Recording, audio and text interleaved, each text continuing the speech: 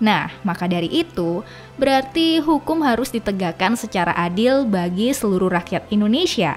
Jangan sampai seperti yang banyak terjadi sekarang, hukum terasa tajam ke bawah, tapi tumpul ke atas.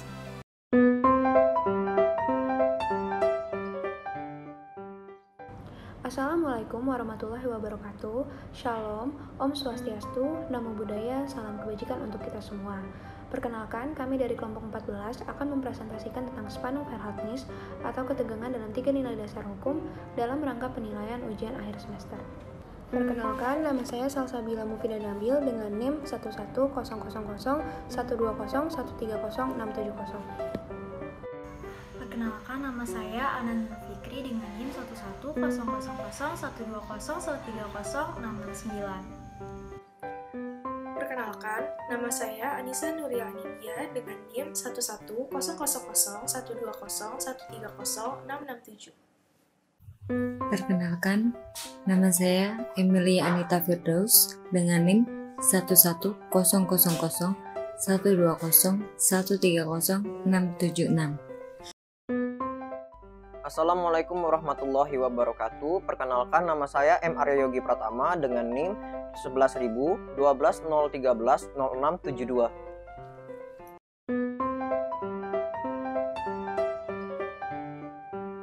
Gustav Friedrich, tugas hukum adalah untuk membuat jelas nilai-nilai hukum dan postulat-postulatnya hingga dasar-dasar filsafatnya yang paling dalam. Peraturan perundang-undangan adalah norma tertulis yang berisikan tentang nilai-nilai filosofis tertentu.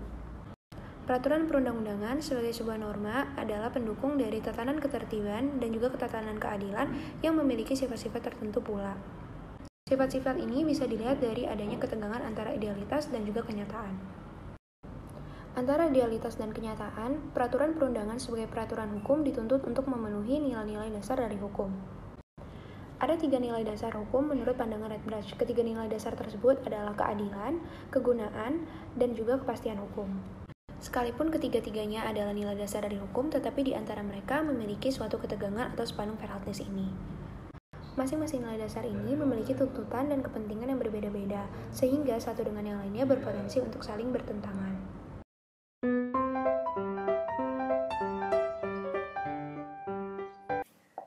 Nilai dasar yang pertama tentang keadilan. Keadilan merupakan salah satu tujuan dari hukum, selain dari kepastian hukum, juga kemanfaatan hukum. Sedangkan makna keadilan itu sendiri masih menjadi perdebatan. Namun, keadilan itu sebenarnya terkait dengan pendistribusian yang merata antara hak dan kewajiban. Hukum adalah alat untuk menegakkan keadilan dan menciptakan kesejahteraan sosial. Tanpa adanya keadilan sebagai tujuan ultimatumnya, hukum akan terperosok menjadi alat pembenar kesewenang-wenangan mayoritas atau pihak penguasa terhadap minoritas atau pihak yang dikuasainya. Itulah mengapa fungsi utama dari hukum pada akhirnya menegakkan keadilan.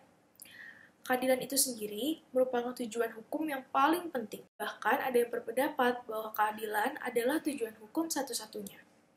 Sehubungan dengan hal tersebut, maka seorang filsuf yang bernama Plato pernah mengatakan bahwa negara ideal apabila didasarkan atas keadilan, dan keadilan baginya adalah keseimbangan dan harmoni.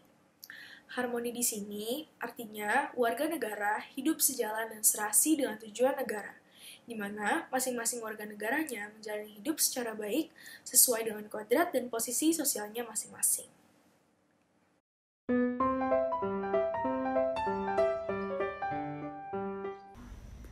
Nilai dasar yang kedua adalah mengenai kemanfaatan hukum, di mana para penganut utilitas menganggap bahwa tujuan hukum adalah untuk memberikan kebahagiaan atau kemanfaatan yang sebesar-besarnya bagi sebanyak-banyaknya warga masyarakat. Penanganannya didasarkan pada filsafat sosial, di mana warga masyarakat mencari kebahagiaan dan hukum adalah salah satu alatnya. Salah satu tokoh yang terkenal dalam hal ini adalah Jeremy Bentham, di mana beliau mampu memformulasikan prinsip utilitasnya ke dalam sebuah doktrin etika yang kemudian dikenal sebagai utilitarianism atau mazhab utility. Kemudian oleh beliau, prinsip utilitas tersebut dituangkan dalam karyanya yang berjudul Introduction to the Principles of Morals and Legislation. Para penganut aliran utilitas menganggap bahwa pada prinsipnya tujuan hukum itu hanyalah untuk memberikan kemanfaatan atau kebahagiaan pada masyarakat. Aliran utilitas memasukkan ajaran moral praktis yang menurut para penganutnya bertujuan untuk memberikan kemanfaatan atau kebahagiaan yang sebesar-besarnya pada sebanyak-banyak mungkin warga masyarakat. Bentham berpendapat bahwa negara dan hukum itu ada semata-mata hanyalah untuk mewujudkan manfaat sejati, yaitu memberikan kebahagiaan atau kemanfaatan bagi setiap masyarakat.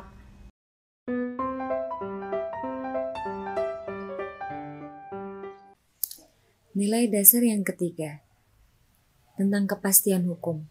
Kepastian hukum secara normatif adalah ketika suatu peraturan dibuat dan digunakan secara pasti karena mengatur secara jelas dan logis.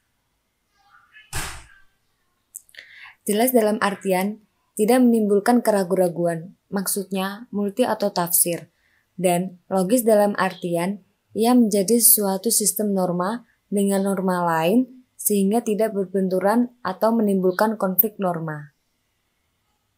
Konflik norma yang ditimbulkan dari ketidakpastian aturan dapat berbentuk kontestasi norma, reduksi norma, atau distorsi norma.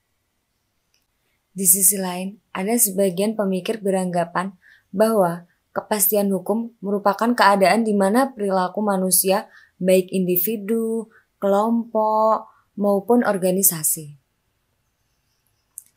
terikat dan berada dalam koridor yang sudah digariskan oleh aturan hukum. Secara etis, pandangan seperti ini lahir dari kekhawatiran yang dulu kala pernah dilontarkan oleh Thomas Hobbes, bahwa manusia adalah serigala bagi manusia lainnya. Maksudnya, homo homini lupus. Manusia adalah makhluk yang beringas, yang merupakan suatu ancaman. Untuk itu, hukum lahir sebagai suatu pedoman untuk menghindari jatuhnya korban.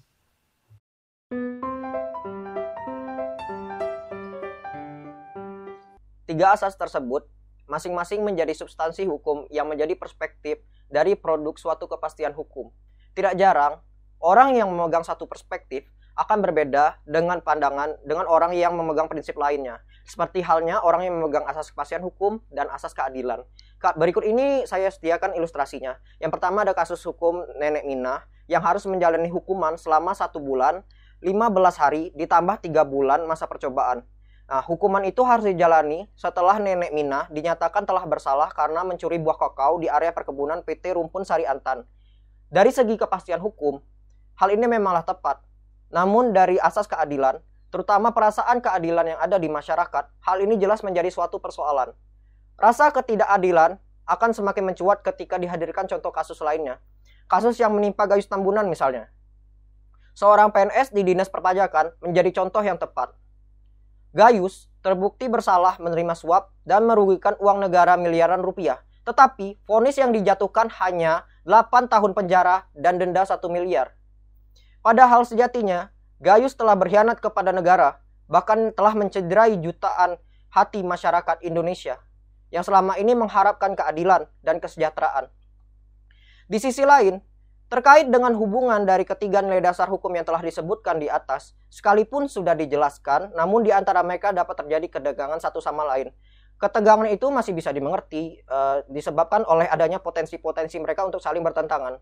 Apalagi diambil sebagai contoh kepastian hukum, maka sebagai nilai ia segera menggeser nilai-nilai keadilan dan kegunaan ke samping.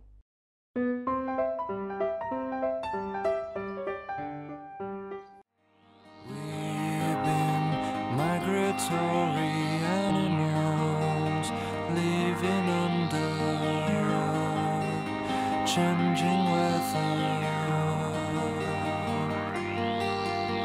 someday we will foresee obstacles through the blizzard.